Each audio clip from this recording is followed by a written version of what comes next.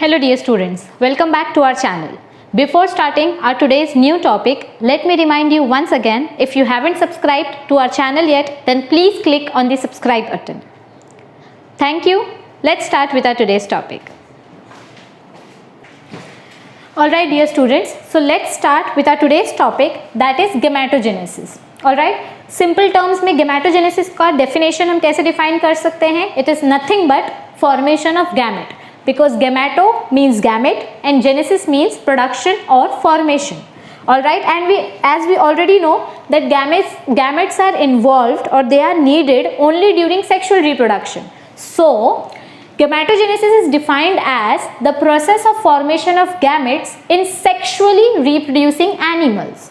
Okay, male gamete is known as sperm and the female gamete is known as ovum or egg. Many students they tend to forget this simple thing कि male gamete कौन सा होता है sperm and female gamete कौन सा होता है ovum और egg. The gametes are formed from primordial germ cells of gonads. ये लाइन आपको अंडरलाइन करनी है. Okay, many students they often ask me, they comment that ma'am can you provide us the notes. So here is a solution to it. That every time we cannot provide you the ready-made notes because my concept is, my belief is that every student should make their own notes. क्योंकि आप जब खुद का notes बनाते हो तो आप actually चीज़ों को समझते हो और फिर उसके बाद लिखते हो.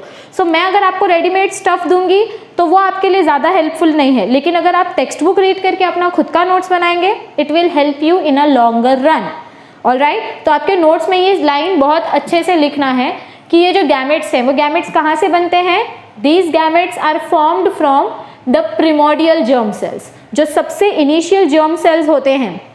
Okay, when the embryo is formed at that time only, initial germ cells जो endoderm से बने थे वो germ cells यहाँ पर आगे जाके gametes बनाते हैं. Okay, so the germ cells which are formed in the gonads, sexual organ के अंदर, when we talk about testis और व्हेन वी टॉक अबाउट ये ओवरीज, ये ओवरीज के अंदर जो जर्म सेल्स होते हैं या टेस्टिस के अंदर जो जर्म सेल्स होते हैं वही आगे जाके ओवम और स्पर्म बनाएंगे. Alright, okay, let's start with our first type of gametogenesis, that is spermatogenesis. Now can you define what is spermatogenesis? अब तक आपको डेफिनेशन आसानी से समझ में आ गया होगा. Spermatogenesis is nothing but formation of sperm. Alright, so it is the process of formation of male gamete, that is sperm or spermatozoa, from the germinal epithelium of testis. Okay, मैंने अभी आपको बोला कि ये primordial cells, मेल के primordial cells कहाँ पर होंगे? टेस्टिस में होंगे. So वही primordial cells mature होंगे, develop होंगे और male sperm बनाएंगे. Alright, it is called as what? It is called as spermatogenesis. The process of formation of sperm from the primordial cells of testis is known as spermatogenesis. At the onset of puberty, मतलब जैसे ही mails के अंदर puberty start होती है secondary sexual characters दिखना start हो जाते हैं, like growth of beard, moustache, growth of hair on chest, Adam's apple का निकलना. So these are science of puberty. So जैसे ही मेल्स में प्यूबर्टी स्टार्ट होती है, the hypothalamus which is present in your brain, okay, near the pituitary gland, आपका brain का जो एक पार्ट है hypothalamus, that hypothalamus begins to produce what? It begins to secrete gonadotropin releasing hormone. हमने हमारे last lecture में पढ़ा था कि ये gonadotropin releasing hormone किसको कंट्रोल करता है? FSH को कंट्रोल करता है. और FSH क्या करेगा? वो ओवरी के फॉलिकल्स डेवलप करेगा, मतलब बेसिकली ओवम के फॉलिकल्स डेवलप करेगा, मतलब बेसिकली वो गैमेट बनाने में हेल्प करेगा. सो गैमेट बनाना है तो किसकी जरूरत है? GnRH की, क्योंकि GnRH क्या बनाएगा? FSH बनाएगा. और FSH क्या बनाएंगे? फॉलिकल्स बनाएंगे, मतलब हमारे गैमेट्स को डेवलप करेंगे. सो ये कब बनता है GnRH? At the time of puberty. When the child is adult or when he or she hits the puberty, the hypothalamus secretes gonadotropin and these gonadotropin initiates increase in the production of FSH hormone which induces spermatogenesis. FSH hormone बन रहा है मतलब spermatogenesis का process start हो गया है. Each seminiferous tubule is lined by a single layer of cuboidal epithelium. If you remember, आपको homework दिया गया था ये डायग्राम बनाने के लिए सेमिनिफेरस टिब्यूल का, somewhat like this, transverse section of seminiferous tubule, कि ये सेमिनिफेरस टिब्यूल्स के कॉर्नर में कौन से सेल्स लाइन होते हैं? Which cells are lined in the seminiferous tubule? Cuboidal epithelial cells, and these cuboidal epithelial cells are called as what? Germinal epithelium, क्योंकि इन्हीं सेल्स से क्या बनेंगे? आपके sperms. All right, let's move ahead. The cells of germinal epithelium, they undergo spermatogenesis. Now it's obvious कि sperm बनाना है तो कौन सा प्रोसेस फॉलो करना पड़ेगा? Spermatogenesis प्रोसेस फॉलो करना पड़ेगा, but it is not that easy. Spermatogenesis process जो है, it is categorized into 3 phases. All right, it involves 3 phases. The first phase is the multiplication phase. The second phase is the growth phase, and the third phase is the maturation phase. Please try to understand whatever I am going to speak now very carefully.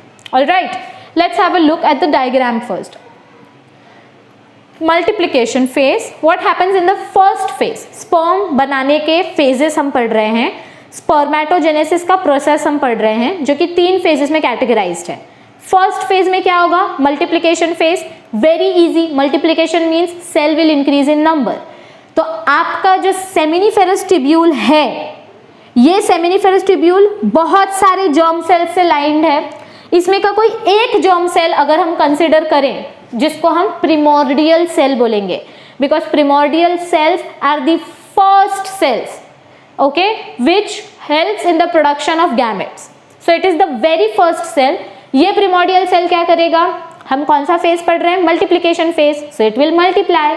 So this primordial phase undergoes multiplication and it is diploid in nature. मतलब इसके अंदर पूरे 46 chromosomes हैं. अगर हम humans की बात करें तो it has a complete DNA, it has a complete set of chromosomes.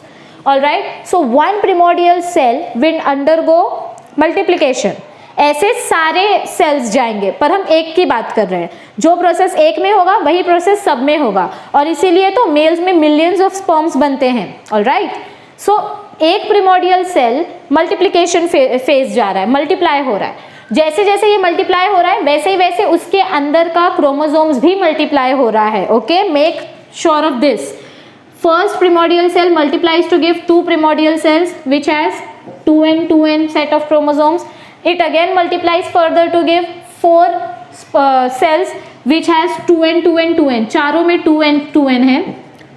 सो ये जो सेल्स हैं जो प्रिमोर्डियल फॉलिकल से मल्टीप्लाई होकर बने हैं, उनको हम बोलते हैं स्पर्मेटोगोनिया. क्या बोलते हैं? स्पर्मेटोगोनिया. अब ये कौन से फेज में एंटर करेंगे? ग्रोथ फेज में एंटर करेंगे. तो इनमें क्या होगा? चारों में एक साथ होगा, पर हम समझने के लिए एक एक करके समझेंगे. तो पहले हम सिर्फ एक का समझते हैं.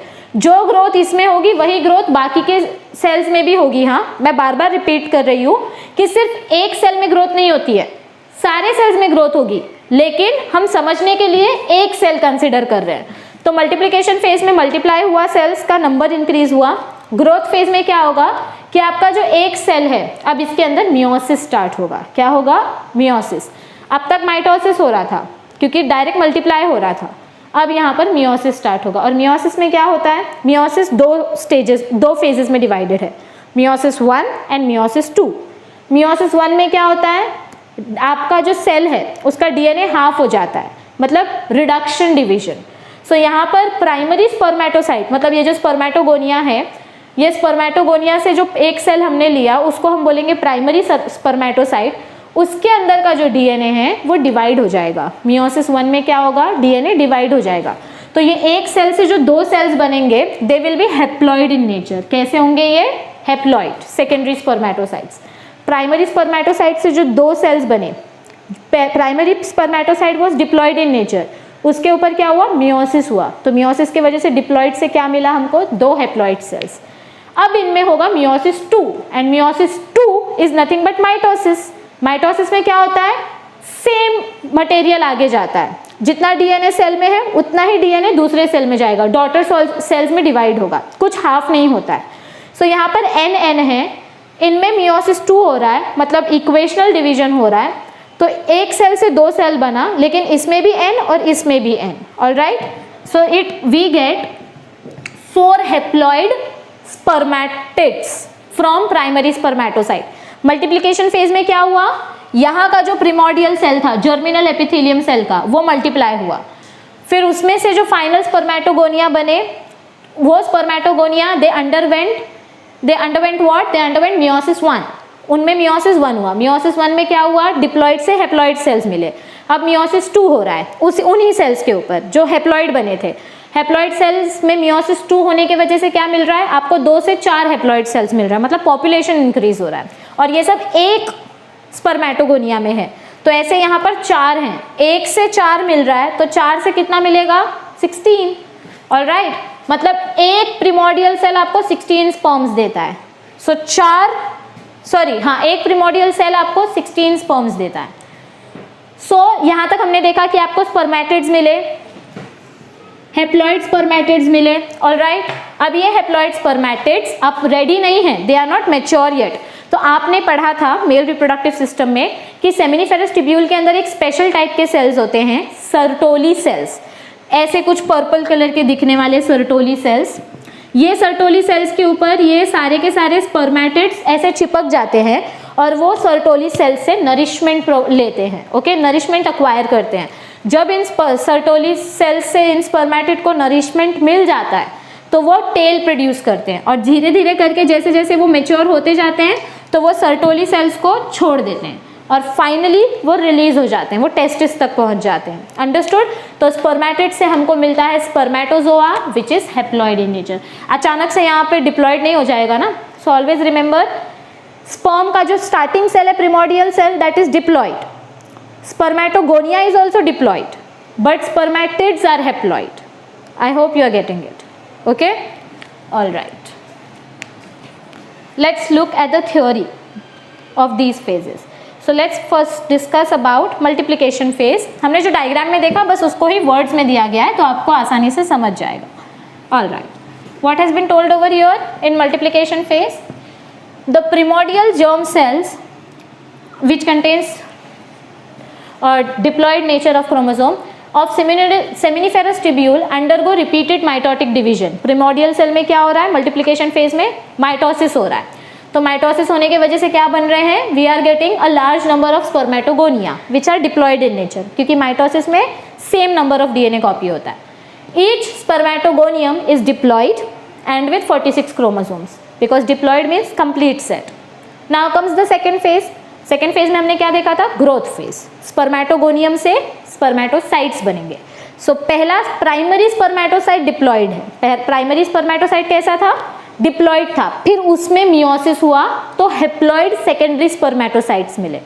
सो ग्रोथ फेज में क्या होगा, some of the spermatogonium they stop dividing and they grow in size to develop into primary spermatocytes. मतलब वो आगे मल्टीप्लिकेशन नहीं करेंगे, जो स्पर्मेटोगोनियम है वो आगे मल्टीप्लिकेशन नहीं करेंगे, अब वो खुद को ग्रो करेंगे, तो हमको प्राइमरी स्पर्मेटोसाइट मिलेगा।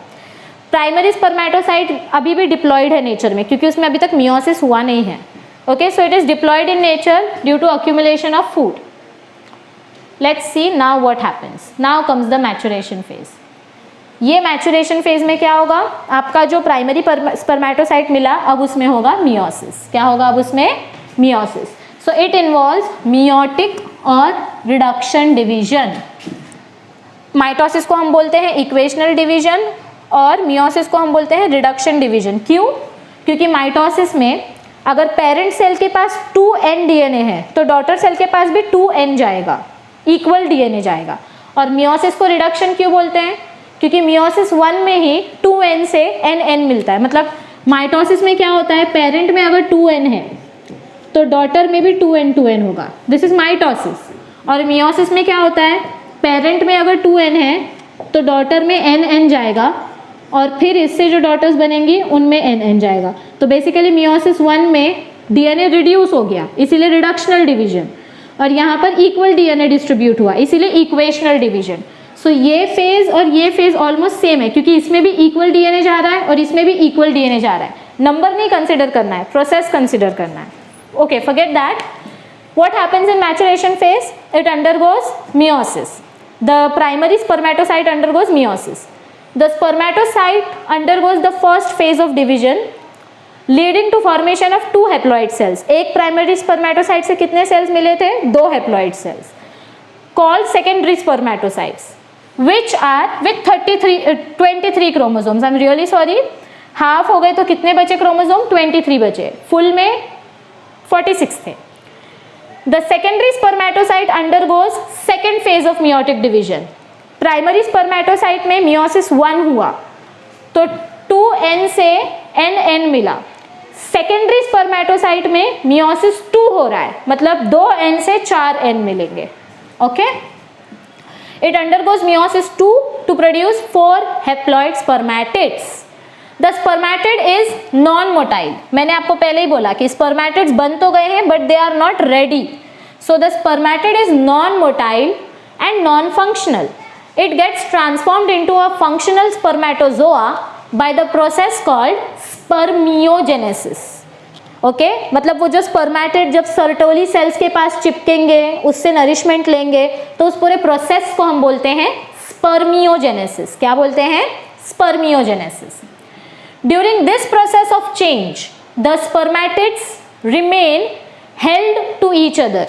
मतलब जब ये स्पर्मेटिड्स डेवलप हो रहे हैं, जब ये सर्टोली सेल्स के पास जाकर चिपकते हैं, तो ये पहले ही अलग अलग नहीं हो जाते हैं, ये सारे स्पर्मेटिड्स एक दूसरे से चिपके हुए होते हैं। They are held together and to the Sertoli cells by cytoplasmic bridges. मतलब इन छोटे, समझो ये सर्टोली सेल्स हैं, सर्टोली सेल, और इसके पास ऐसे ढेर सारे स्पर्मेटिड्स हैं।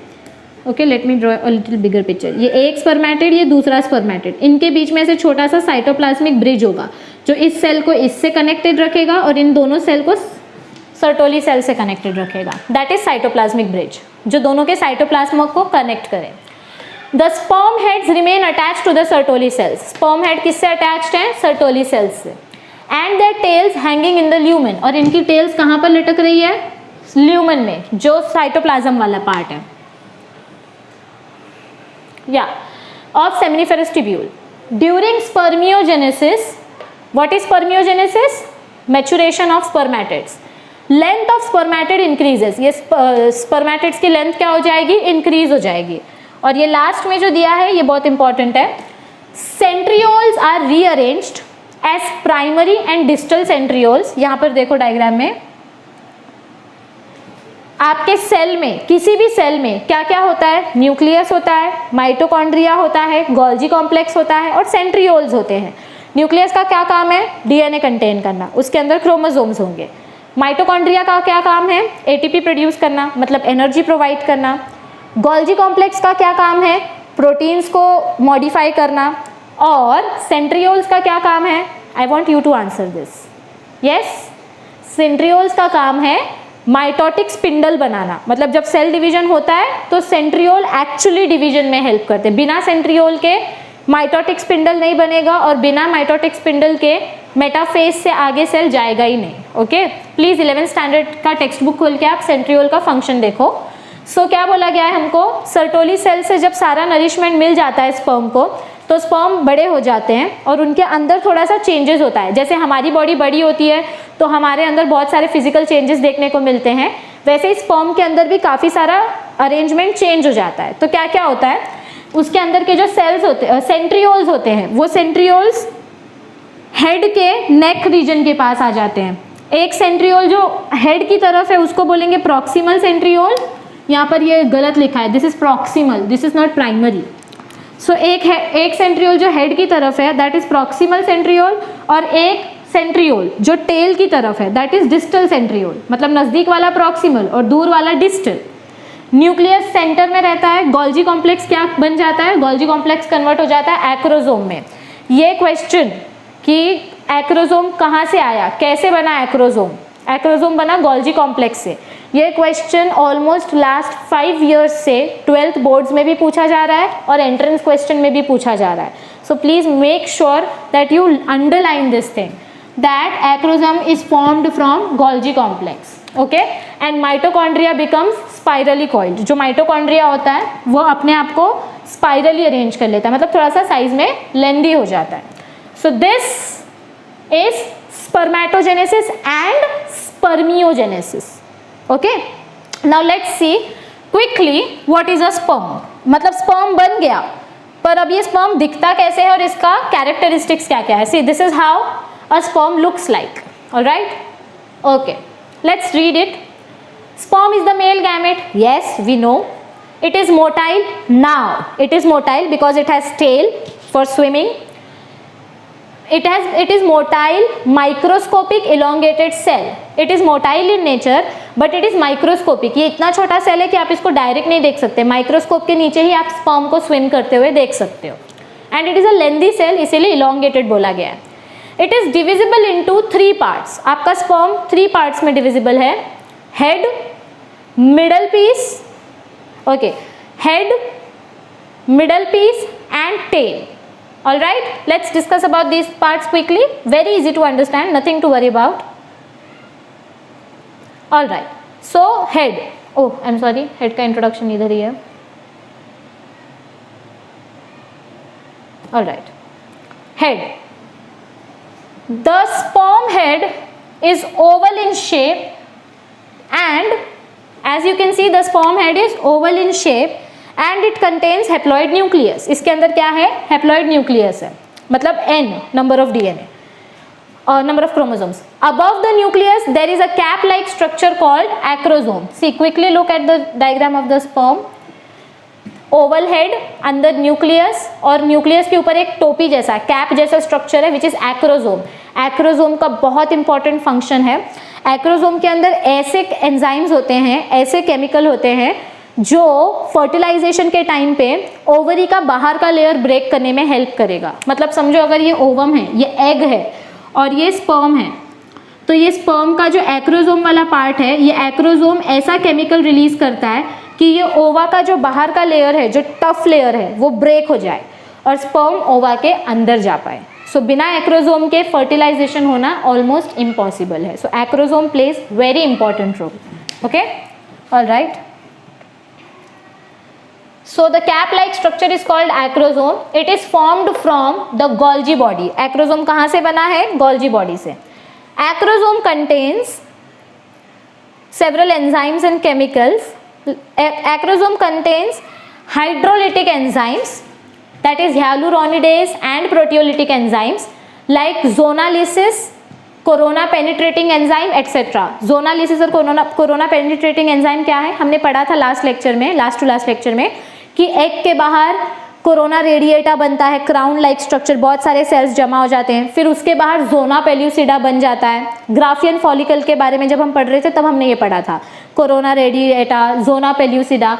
तो वो सारे लेयर्स को ब्रेक करेंगे तब जाके स्पर्म अंदर एग के पास पहुंचेगा. Are you getting it? तो उन लेयर्स को ब्रेक करने का काम कौन करता है? एक्रोजोम, क्योंकि एक्रोजोम के पास क्या है? Enzymes. Alright, remember the name of the enzymes, hyaluronidase and proteolytic enzymes. Now comes neck region. Okay, let's discuss about neck. What has been told about neck? That it is a very short region and it has 2 centrioles. One is proximal, जो नज़दीक है head की तरफ, and the one is distal, जो नीचे की तरफ है. And what is the function of centriole? It helps in the formation of mitotic spindle. Okay, next part, middle piece. It has an axial filament surrounded by 10 to 14 spiral turns of mitochondria. अगर sperm का structure मैं यहाँ पर draw करके आपको दिखाऊं, so suppose this is a sperm head, then this is the middle piece, और यहाँ से चालू होगा स्पर्म का टेल. ओके, सो ये टेल में क्या बताया गया है कि टेल में माइटोकॉन्ड्रिया ऐसे कॉइल हो जाता है और इसकी कॉइलिंग के साथ यहाँ से ऐसे फिलामेंट्स निकलते हैं जो स्पर्म की टेल तक जाते हैं. इस फिलामेंट्स को बोला गया है axial filament. Alright, what is the function of mitochondria? Producing energy for necessary for the movement of the sperm. बिना माइटोकॉन्ड्रिया के एनर्जी नहीं बनेगी, बिना एनर्जी के स्पर्म स्विम नहीं कर पाएगा. Okay, and now comes the tail part. It is a long, slender, tail is a very long, slender मतलब पतला, tapering part. Tapering means tail का end कैसा है? Pointed end है, so उसको हम बोलते हैं tapering. So it is a long, slender and tapering part containing cytoplasm. Tail के अंदर साइटोप्लाज्म होता है. और एक चीज क्या होती है? Fine thread like axial filament. अभी मैंने आपको बताया this is the sperm head, this is middle piece and this is the tail. Tail के अंदर ऐसे माइटोकॉन्ड्रिया से फिलामेंट्स निकल रहे हैं और इस फिलामेंट्स को हम बोल रहे हैं एक्सियल फिलामेंट. ये एक्सियल फिलामेंट कहाँ से आई? यहाँ पे जो दो सेंट्रियोल थे, ये प्रॉक्सिमल सेंट्रियोल और ये जो डिस्टल सेंट्रियोल है, ये एक्सियल फिलामेंट उस डिस्टल सेंट्रियोल से बना. The axial filament arises from distal centriole and it travels throughout the length of the tail. Trail के एंडिंग तक वो फिलामेंट ट्रैवल करता है. It is partly surrounded by plasma membrane. Axial filament के आजू बाजू में प्लाज्मा मेम्ब्रेन भी होती है.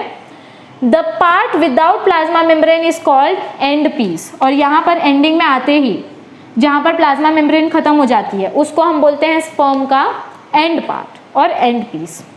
Alright, I hope that you understood the process of spermatogenesis and spermiogenesis in detail. All right. Okay, dear students. So I hope that the process of spermatogenesis was very much clear to you. We finished the first part of gametogenesis, that is formation of sperm. We will be covering the formation of ovum or oogenesis in our next session, in our next lecture. If you liked our video, if you understood the concept that we discussed over here, then please make sure that you hit on the like button. Please mention your views about the videos. Comment करना मत भूलो. आपको जैसा भी लगा video या कोई भी डाउट है, then please make sure that you comment because that will motivate us, okay, in bringing up new ideas and in thinking about new examples for your better explanation. So do comment your views. Click on the like button and share it with your friends as much as possible. Let them also have the exposure of such an explanation if it is good. And if you haven't clicked on the subscribe button yet, then please click on the subscribe button and do follow our channel. Thank you. Stay tuned. See you soon.